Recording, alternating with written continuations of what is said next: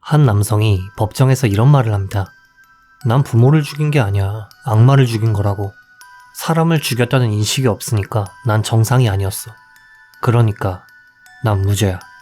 과연 이 사람은 누구이며 무슨 짓을 했던 걸까요? 이 남성의 이름은 시바타 히로유키. 야마가타현 아사히마치에 살던 그는 아버지는 택시 운전사였고 여동생이 한 명 있는 평범한 집안에서 자랐습니다.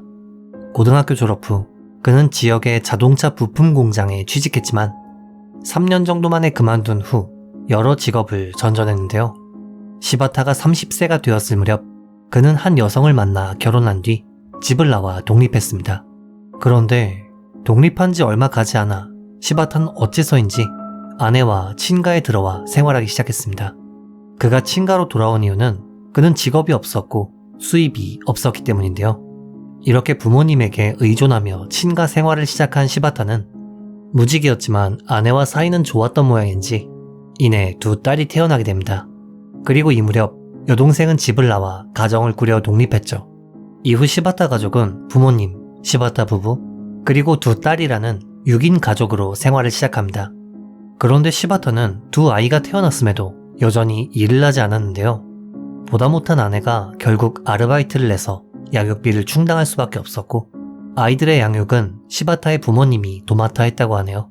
시바타의 아버지는 60대에 접어들었지만 아들과 손녀를 위해 정년퇴직도 하지 못하고 택시 운전수를 계속할 수밖에 없었고 50대 후반이었던 어머니 역시도 아르바이트를 할 수밖에 없었죠. 당시 아버지는 직장에서 아들이 일을 안 하는 게 걱정이다 라는 고민을 동료들에게 털어놓곤 했다고 하네요. 부모님은 지속적으로 시바타에게 아이도 있는데 일을 해야 하지 않겠냐 라는 이야기를 했지만 시바타는 들은 척도 하지 않았다고 합니다. 아이들이 성장하며 양육에 드는 돈은 점점 늘어났고 결국 사건이 발생하기 5년 전부터 60대에 접어든 시바타의 아버지는 택시 운전 이외에도 부업으로 신문 배달을 시작했으며 시바타의 어머니 역시도 기존의 아르바이트에 추가로 아버지를 도와 신문 배달 일을 시작했다고 합니다. 하지만 그럼에도 시바타는 일을 하지 않았죠. 어머니는 당시 아들에 대한 불만이 컸던 모양인지 주변 사람들에게 아들이 집에 틀어박혀서 일을 안 한다. 차라리 죽어버리는 게 낫다. 라는 말을 할 정도였는데요. 하지만 이런 불만은 근본적으로 시바타가 일을 하지 않으면 결코 해결될 수 없는 문제였기에 부모님의 불만은 점점 쌓여가기 시작했습니다. 결국 시간이 갈수록 이들은 아들과 말싸움을 자주 했고 시바타는 집에서 쫓겨나는 일도 있었죠. 하지만 그는 쫓겨나도 다시금 은근슬쩍 집에 돌아와 눌러앉았고 부모님은 그래도 아들이기에 이를 받아들일 수밖에 없었다고 하네요.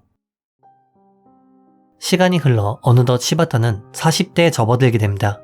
그런데 그는 어처구니 없게도 집의 화재보험과 부모님의 생명보험을 해약한 후 그 반환금을 전부 유흥비로 써버렸죠.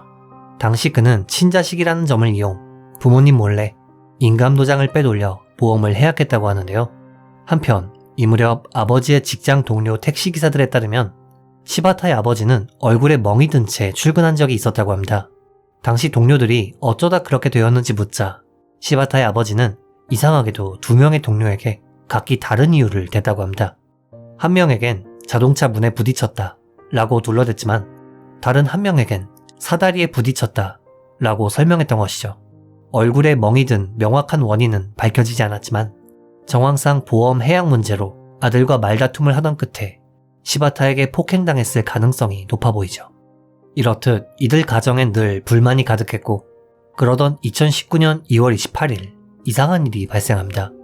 어째서인지 이날을 기점으로 시바타의 부모님이 신문 배달 집합소에 오지 않았던 것이죠. 당시 아들인 시바타는 부모님이 일하던 신문 배달 업체에 연락, 아버지가 병으로 쓰러지시고 어머니가 간병하시느라 당분간 일하러 못 가실 것 같아요 라는 이야기를 했는데요. 참고로 이들 부부는 5년 동안 신문 배달 일을 하면서 단 하루도 쉬는 날이 없었다고 합니다. 이렇다 보니 부부의 상태를 걱정한 신문 배달 업체의 상사는 이날 걱정되는 마음에 이들의 집에 방문했는데요. 이 상사를 맞이한 것은 시바타였습니다. 당시 그는 아이들을 함께 데리고 나왔고 상사에 따르면 딱히 이상한 점은 없었다고 하는데요. 다만 시바타는 상사를 집에 들인다거나 아버지가 무슨 병으로 쓰러진 것인지는 말하지 않았고 결국 상사는 부모님은 뵙지 못한 채 돌아갈 수밖에 없었다고 하네요. 이로부터 이틀 뒤인 3월 2일, 이날은 토요일이었기에 집을 떠나 독립했던 시바타의 여동생은 오래간만에 친가를 방문했습니다. 그리고 그녀는 집안에서 충격적인 광경을 목격하게 되는데요. 바로 부모님이 각각의 침실에서 사망한 채 누워있는 모습이었죠. 충격을 받은 여동생은 즉시 경찰에 신고하려 했으나 시바타는 여동생을 저지하며 아직 아내도 모르니까 경찰에 전화하지 마 라는 말로 여동생을 말렸다고 하는데요. 하지만 여동생은 이 말을 무시하고 즉시 경찰에 신고를 했고 현장에 출동해 시신을 확인하던 경찰은 한 가지 이상한 것을 발견합니다. 바로 피해자인 아버지의 목에 끈 같은 것으로 졸린 흔적이 있었던 것이죠.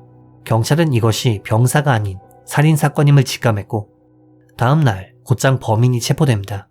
네, 바로 아들인 시바타였죠. 조사 과정에서 시바타는 지금은 얘기하고 싶지 않다 라며 굉장히 비협조적인 태도를 보였는데요. 그가 이런 태도를 보이자 경찰은 피해자 부부의 근무처나 친인척들을 대상으로 인간관계 및 현장을 면밀히 조사했고 최종적으로 경찰이 밝힌 시바타의 살해 동기와 과정은 이러했습니다.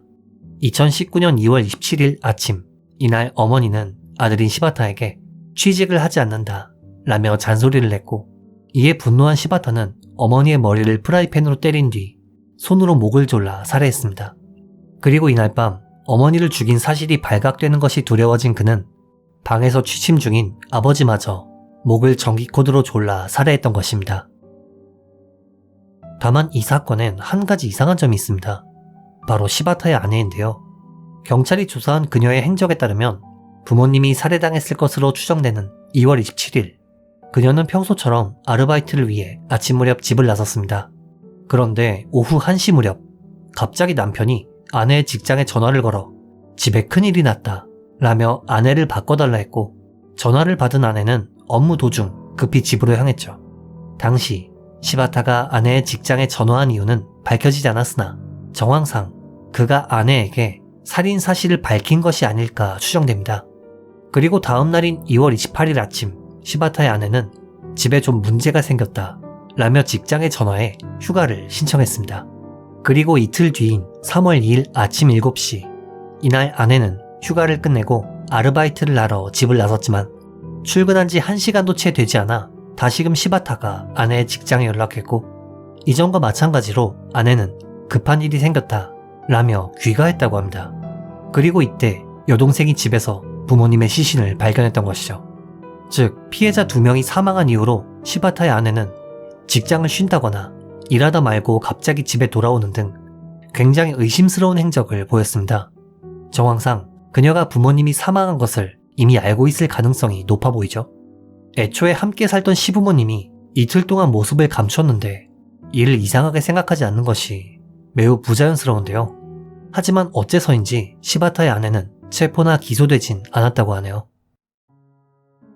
체포 이후 시바타는 정말 어처구니 없는 주장을 펼치는데요.